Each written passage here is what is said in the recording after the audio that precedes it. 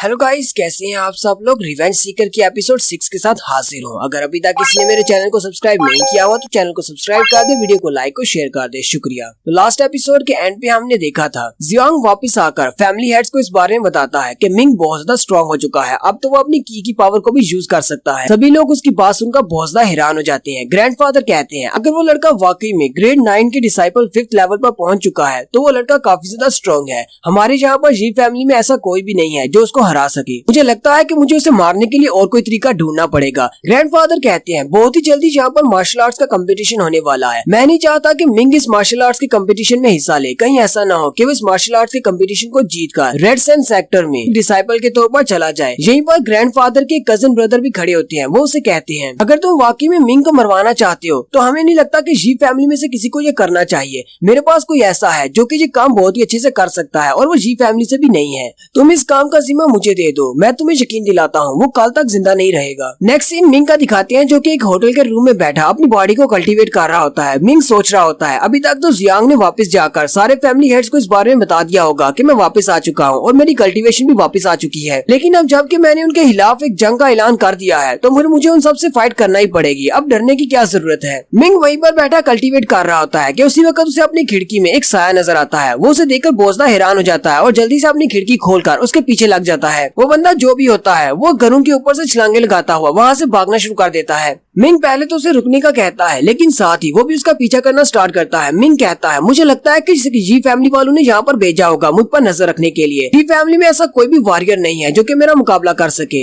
हो सकता है कि वो मेरे पर नजर रख रहे हैं। मिंग उसके पीछे पीछे चला जाता है। वो बंदा जाकर एक नदी के किनारे रुकता है। मिंग भी उसके पीछे जाकर वहीं पर रुक जाता है। वहाँ पर रुकने के बाद वो पीछे की तरफ घूमता है। मिंग उसे कहता है कौन हो तुम और तुम मेरी खिड़की के बाहर मुझ पर नजर क्यों रख रहे थे। लेकिन जैसे ही मिंग उसके चेहरे की तरफ देखता है मिंग बहुत ज्यादा हैरान हो जाता है। मिंग कहता है मैंने इसको पहले कभी भी नहीं देखा, ये कौन है, ये तो जी फैमिली का मेंबर नहीं है। वो बंदा जिसने हुड पहनी होती है वो आके से हंसना शुरू कर देता है और साथ ही वो अपनी एक स्पेशल स्किल को यूज करता है। वो किसी किस्म का डार्क मैजिक यूज कर रहा होता है। वो अपनी की पावर को यूज करते हुए कुछ ब्लैक स्मोक सा निकालता है जो कि मिंग को जाकर जकड़ लेता है। उसके ब्लैक स्मोक की पावर इतनी ज्यादा होती है कि वो मिंग के गले के इर्द गिर्द लिपट जाता है। मिंग उससे अपने आप को आजाद करवाने की कोशिश कर रहा होता है लेकिन नहीं करवा पाता। वो कहता है आखिर ये है क्या चीज। मिंग उसे कहती है मास्टर आपको परेशान नहीं होना चाहिए, ये एक वॉरियर लेवल का मार्शल आर्टिस्ट है। अभी इसने अपनी की पावर को रिलीज किया है। ये इसकी की पावर है जो कि आपकी बॉडी के इर्द गिर्द लिपटी हुई है। मुझे नहीं लगता कि आप इसकी की पावर से बाहर निकल पाएंगे, इसलिए आपको यहीं पर रेजिस्ट करना होगा। मिंग उसे कहता है हाँ वो तो मैं कर ही रहा हूँ। हुड वाला बंदा जल्दी से आगे बढ़ता है और मिंग को गले से पकड़ लेता है। वो मिंग के गले को इतनी जोर से दबाता है कि मिंग वहीं पर बेहोश हो जाता है। फिर वो मिंग को अपने कंधे पर उठाकर एक गुफा की तरफ चल देता है। वो मिंग को एक गुफा के अंदर ले जाता है और वहीं पर जाकर उसको फेंक देता है। फिर वो अंदर चला जाता है। थोड़ी देर के बाद जब मिंग को होश आती है, मिंग की आंखें खुलते ही उसके सामने बहुत सारे लोग बैठे होते हैं और वो सारे बहुत ज्यादा घबराए होते हैं। मिंग सोच रहा होता है लगता है कि इन सारे लोगों को भी उसी हुड वाले बंदे ने यहाँ पर लेकर आया है। आखिर ये जगह कौन सी है और वो इन सबको यहाँ पर पकड़कर क्यों लाया है।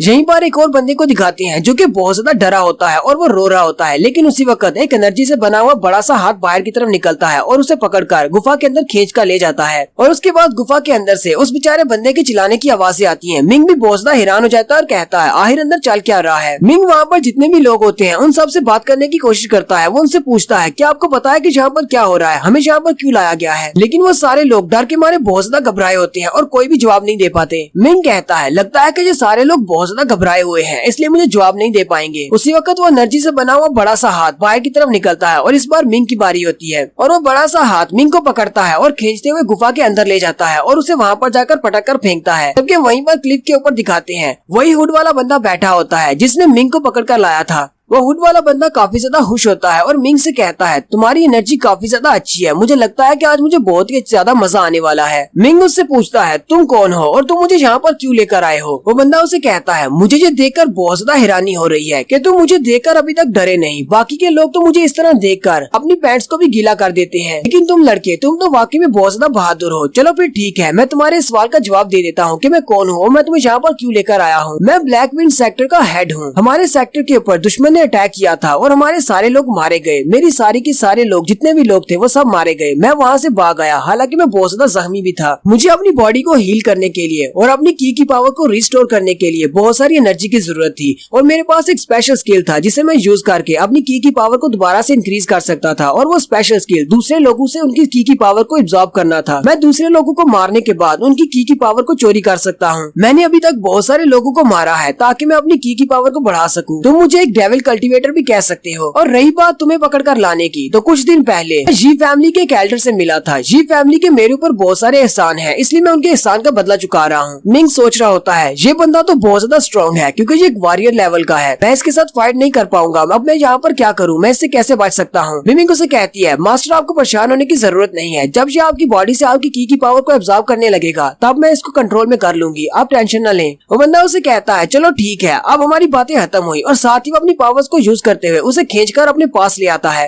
ताकि वो उसकी की पावर को अपनी बॉडी में एब्जॉर्ब कर सके। वो मिंग के सर पे अपना हाथ रखता है और उसकी की पावर को अपनी बॉडी में एब्जॉर्ब करना स्टार्ट करता है। जैसे ही वो उसकी की पावर को एब्जॉर्ब करना स्टार्ट करता है वो बहुत ज्यादा खुश हो जाता है क्योंकि इसकी की पावर बहुत ज्यादा प्योर है और काफी ज्यादा स्ट्रॉन्ग भी है। लेकिन साथ ही मिंग उसकी तरफ देखता है और कहता है तुम्हारी हिम्मत कैसे हुई मेरी पावर्स को चोरी करने की। और उसी वक्त दिखाते हैं मिंग उसके माथे के ऊपर अपने दोनों हाथ रखती है और उसकी की पावर को चोरी करना स्टार्ट कर देती है। थोड़ी देर के लिए वो भी बहुत ज्यादा हैरान हो जाता है और कहता है ऐसा कैसे हो सकता है, मुझे अभी भी ऐसा महसूस हुआ जैसे मेरी बॉडी से एनर्जी निकलकर इसकी बॉडी में जा रही है। लेकिन साथ ही वो कहता है नहीं ऐसा नहीं हो सकता, उसकी बॉडी से मेरी बॉडी में आ रही है। तो फिर से उसकी बॉडी से एनर्जी को एब्जॉर्ब करना स्टार्ट कर देता है। लेकिन साथ ही मिंग उसकी बाजू को अपने दोनों हाथों से पकड़ लेता है और उसके हाथ को छोड़ता नहीं। वो चिल्लाकर कहता है ये तुम क्या कर रहे हो। थोड़ी देर में दिखाते हैं कि उस हुड वाले बंदे की आंखें भी काली पड़ जाती हैं क्योंकि उसकी काफी ज्यादा की एनर्जी मिंग ने अपनी बॉडी के अंदर एब्जॉर्ब कर ली है। अब वो डेविल कल्टीवेटर भी काफी ज्यादा घबरा जाता है और कहता है अब मैं क्या करूं, मुझे लगता है कि मुझे इसके सामने नाटक करना होगा। मिंग से कहता है योर एक्सीलेंसी प्लीज मेरी जान बख्श दे, मैं जानबूझकर कुछ भी नहीं किया, मुझे तो जी फैमिली वालों ने ऐसा करने को कहा था। अगर आपने इसी तरह मेरी की पावर को एब्जॉर्ब करना नहीं बंद किया तो मैं बहुत ही जल्दी मर जाऊंगा, मेरी सारी की सारी की एनर्जी एब्जॉर्ब हो जाएगी। मिंग को उसकी बात सुनने के बाद उस पर तरस आ जाता है और वो अपने हाथ की ग्रिप को थोड़ा सा लूज कर देता है। डेविल कल्टीवेटर उसकी तरफ देखता है और कहता है मुझे लगा ही था ये भी बच्चा है, इसके पास इतना ज्यादा एक्सपीरियंस नहीं है। मेरी बातें सुनते ही ये मेरी बातों में आ गया और इसने अपनी ग्रिप को थोड़ा सा लूज कर दिया है, बस थोड़ा सा और नाटक करना है। साथ ही वो अपने घुटने टेक देता है और नटंकी स्टार्ट करते हुए कहता है मास्टर जरा मेरी तरफ देखो, मैं तुम्हारे लेवल का नहीं हूँ, मैं तुमसे फाइट करने के लायक भी नहीं हूँ, प्लीज मेरी जान बख्श दो, जी मारकर तुम्हें कुछ भी नहीं मिलेगा। जबकि अंदर से वो सोच रहा होता है जैसे ये मेरा हाथ छोड़ेगा उसके बाद मैं इसे अच्छा सबक सिखाऊंगा, मैं इसे नहीं छोड़ने वाला, इसकी हिम्मत कैसे हुई मेरे साथ ऐसा करने की। मिंग उसकी बातें सुनने के बाद अपने हाथ की ग्रिप को थोड़ा सा और लूज कर देता है जबकि वो अंदर से बहुत ज्यादा खुश हो रहा होता है। ये लड़का मेरी बातों में आ रहा है और बहुत ही जल्दी ये मेरे बाजू को छोड़ देगा। मिंग उसे कहती है मास्टर ये तुम क्या कर रही हो, तुम इसे छोड़ क्यों रहे हो। मिंग उसे कहता है मुझे लगता है कि इसके साथ बहुत ही गलत हुआ है, हम इसे एक सेकंड चांस देकर देखते हैं। मिंग उसे कहती है मास्टर मुझे आप कोई बेवकूफ लगती है, जब इसने आपको पकड़ा था तब इसने आपको कोई सेकंड चॉइस नहीं दी, अगर मैं यहाँ पर नहीं होती तो अब तक तो आप मर चुके होते। और ना ही उस भिखारी ने आपको कोई सेकंड चांस दिया था, उसने भी आप पर अटैक करके आपकी बॉडी आपसे छीन ली थी। क्या आप बहुत बड़े बेवकूफ हैं, लोगों की बातों में आसानी से आ जाते हैं। ये फैमिली वालों ने हमेशा आपकी इंसल्ट की है, कभी भी आपको अपनी फैमिली का हिस्सा नहीं माना, उन्हीं की वजह से आपको जंगलों में जाकर रहना पड़ रहा है, कभी भी आप लोगों को सेकंड चांस देने के बारे में सोच रहे हैं। मिंग उसकी बातें सुनने के बाद बहुत ज्यादा गुस्सा हो जाता है और कहता है मिंग तुम बिल्कुल ठीक कह रही हो, कभी किसी ने मुझे सेकंड चांस नहीं दिया, मैं भी इसको नहीं दूंगा। और साथ ही वो अपने हाथों की ग्रिप को और भी ज्यादा टाइट कर लेता है। जैसे ही वो अपने हाथों की ग्रिप को और भी ज्यादा टाइट करता है उसकी बॉडी के अंदर जितनी भी की पावर होती है, उसने जितने भी लोगों से एब्जॉर्ब की होती है, वो सारी की सारी पावर मिंग अपनी बॉडी में एब्जॉर्ब कर लेता है। और वो डेविल कल्टीवेटर चिल्लाता हुआ वहीं पर नीचे गिर जाता है, यानी कि उसकी बॉडी बिल्कुल सूख जाती है, उसकी सारी की सारी कल्टीवेशन मिंग ने एब्जॉर्ब कर ली है।